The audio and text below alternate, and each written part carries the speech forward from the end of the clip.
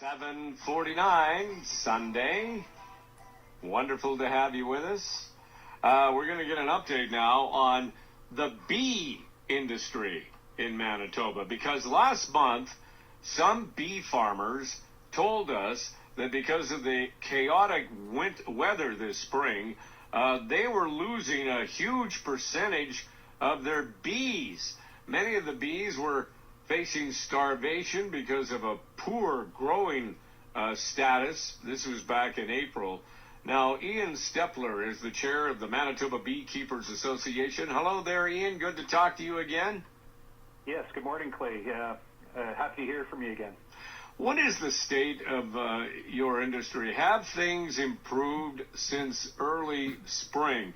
I mean, to be honest, we've had some good days, weather-wise, but then we get hit with more rain and what have you.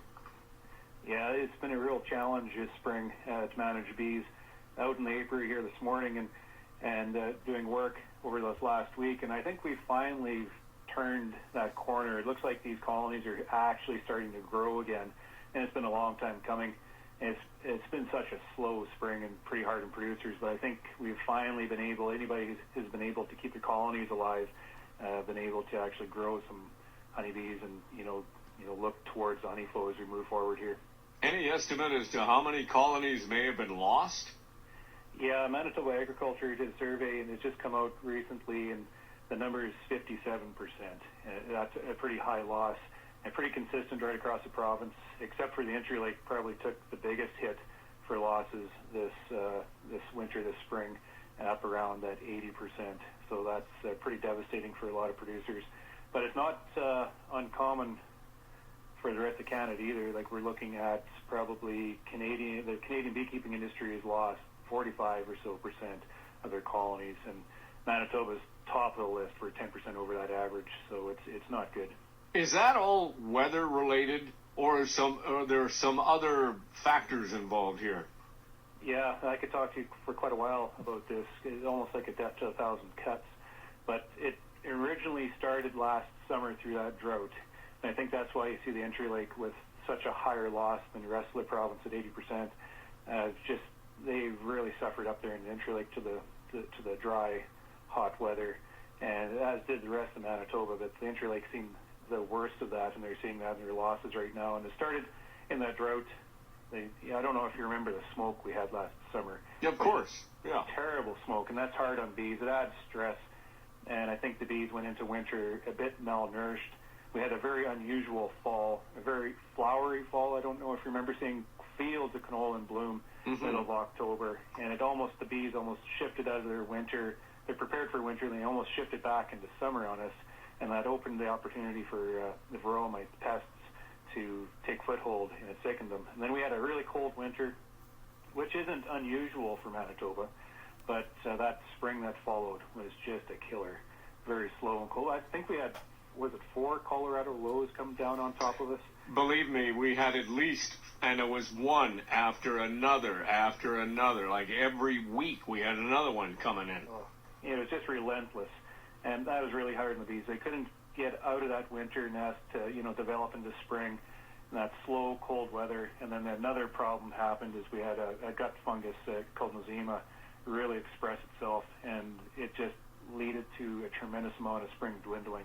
So it was just one thing after another for about a year.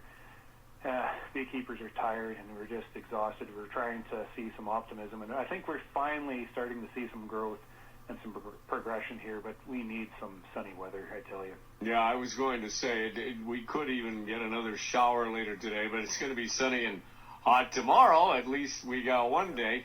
How important is the bee industry to this province? And I'm talking about a number of things here. Honey production, how many people are employed, etc. Yeah, we're a small industry compared to the rest of agriculture, but we do, there's 200 commercial beekeepers in Manitoba, and we do contribute quite a lot to the Manitoba economy.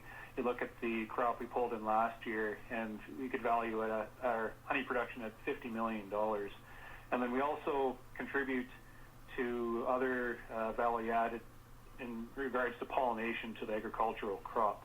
And we don't necessarily get paid for that, but we take the opportunity, honey from grain farmers and we provide them with a pollination service, and that value is up around $125 million. So we do contribute quite a lot. This year, because of the losses we're experiencing, it's kind of hard to tell how all that's going to shake out.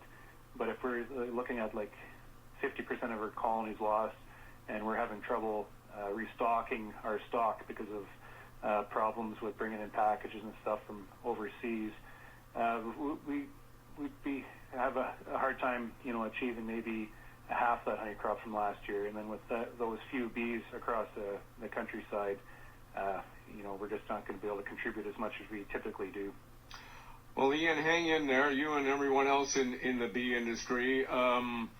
We're all praying for you, and I hope to get you on, in the weeks ahead, and we can get another update. But hopefully the worst is over. Yeah, hopefully next time I talk to you, I can be a little more optimistic. All right. I was listening to Siemens there, and he was saying that the grain farmers are about 4 or 5 weeks behind on their planting and such.